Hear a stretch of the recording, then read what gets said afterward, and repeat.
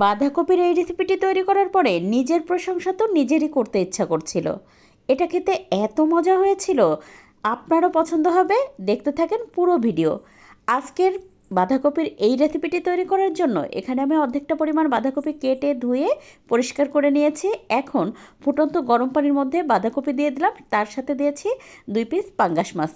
5-6 minute এটা সিদ্ধ করে নিয়ে মাছটা আলাদা করে ঠান্ডা করে কাটা বেছে নেব, আর এদিকে বাঁধাকপিও ঠান্ডা হতে দেব। তো এই তো বাঁধাকপি তো ঠান্ডা হয়ে গেছে, এখন একটা ব্লেন্ডার জারে এটা খুব ভালোভাবে ব্লেন্ড করে নেব। এদিকে তো চুলায় একটা প্যানে দিয়ে দিলাম 1 টেবিল চামচ পরিমাণ রান্নার তেল, তাতে 2টা রসুন কুচি আর শুকনো মরিচ দিয়ে লাল লাল করে ভেজে নিয়েছি। এবার বাকি তেলটুকুর মধ্যে দিয়ে দেব গোটা জিরা ফোড়ন, তার মধ্যে দিয়েছি 1 চা চামচ পরিমাণ আদা রসুন বাটা, সেই সাথে 2টা পেঁয়াজ কুচি দিয়ে বেশ ভালোভাবে ভেজে নিয়ে দিয়ে দেবো স্বাদমতো লবণ আর আধা চা চামচ পরিমাণ হলুদ গুঁড়া। এবার এর মধ্যে কাটা বেছে রাখা মাছ দিয়ে 2 মিনিট মতো রান্না করে নিয়ে তার সাথে বাঁধাকপির মিশ্রণটা দিয়ে দেব। তারপর তো এদিকে ওই যে শুকনো মরিচ আর রসুন ভেজে রেখেছিলাম সেটা হাত দিয়ে মেখে নিয়ে বাঁধাকপি ভর্তার মধ্যে দিয়ে খুব ভালোভাবে এটা ভেজে নেব। বাঁধাকপির পানি শুকিয়ে যাওয়া পর্যন্ত একেবারে আঠালো করে ভেজে নিতে হবে।